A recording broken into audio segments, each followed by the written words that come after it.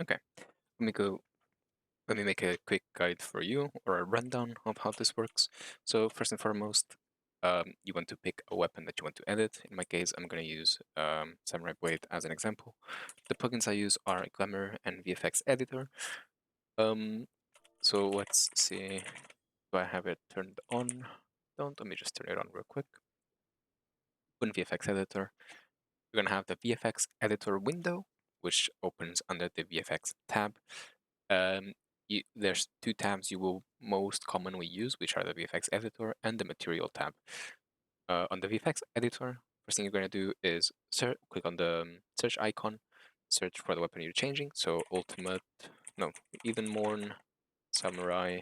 There, you want this one. This is just the offhand; it doesn't have any VFX. So select this one. Do the same on the VFX being replaced.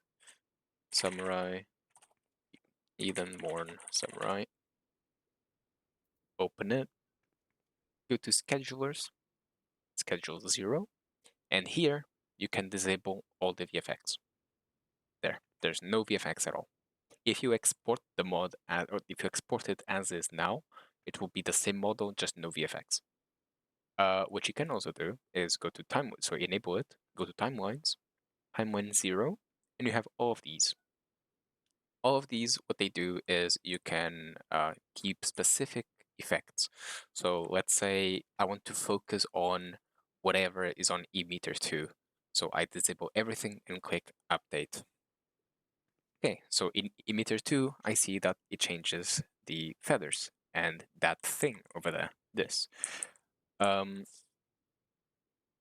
Okay, so if I go to emitters and I choose emitter2 and go to create particles, I see that there are 3 total particles, particle 6, 7, and 1. Now, let's say I want to change particle 6. So I go to particles, scroll to particle 6, go to animation, color, and here I see it's white. Now I know what this one is going to change due to all the weapons that I've changed, and it's going to change this big one, this big feather looking thing. So I'm going to make it green. There, it's green. Now there is one quirk with this feather in specific, which is if you make it black, it will just pretty much disappear. See, it's very transparent. If you want to get around that, you go to textures, texture color 1, or simply find this texture in specific and untick color to alpha. If you update again, you see it's very saturated. And that's what I usually do on this feather in specific. Cool.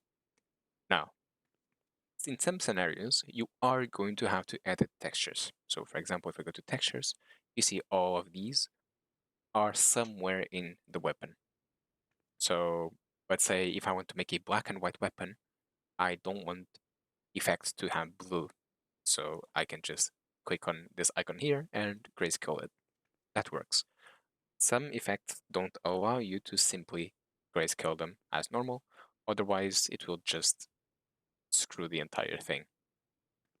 This is an exaggerated example of what may happen, but stuff like that does happen, and in which case you have to use Photoshop, and simply change like this. These are textures that have transparency, so I had to open in Photoshop and make it my own, or recolor them in Photoshop to allow it to keep the transparency. Cool. So that's a very brief rundown on VFX. Every time you want to change what VFX you're editing on, just go to timelines, untick whatever you're working on, tick the next thing, update, there. So now I know the emitter 0 is these things. So go to emitters, emitter 0, there's these 3 emitters or particles. So if I go to particle 4 now and I go to animation, color, and change the color, it will be green.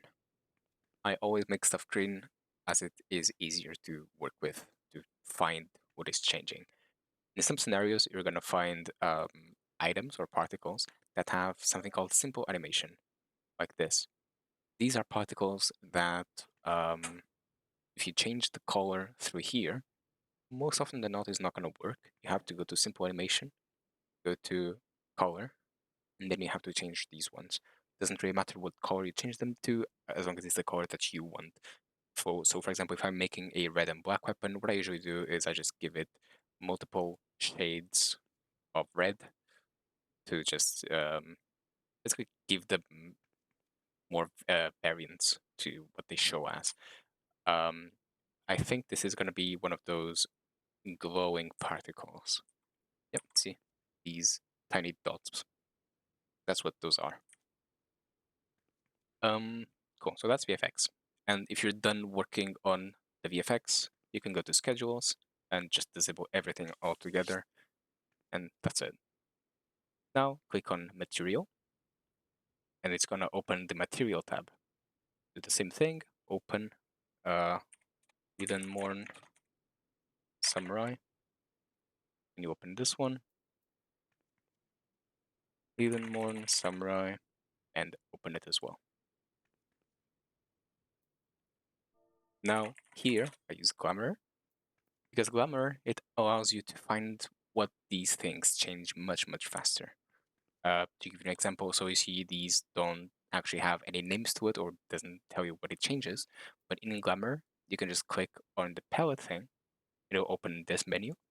This menu is actually in the same order as the VF or material editor, so you can just use the target symbol to highlight what it's going to change. So I see that the very first one is going to change the hilt. So I just go to the first one and I change it to whatever color I want it to. So I'm making it green, update, and it changes the color. If I go to diffusive, this gives it an extra color, let's say. So if I make it red and diffusive, I make it blue, you're gonna see that it's gonna be turning pinkish purple. Uh, every material or everything you're going to change, or almost everything you're going to change, is going to have two channels. So in this case, there's this channel that I just changed, and there's the second one, which you see is also glowing over there. Um, so it's part of the same material being changed. It's just extra stuff. So if I make this green, you're going to be able to see it. See, so it's also green now. Usually, I just keep this black, and I make it diffusive black as well.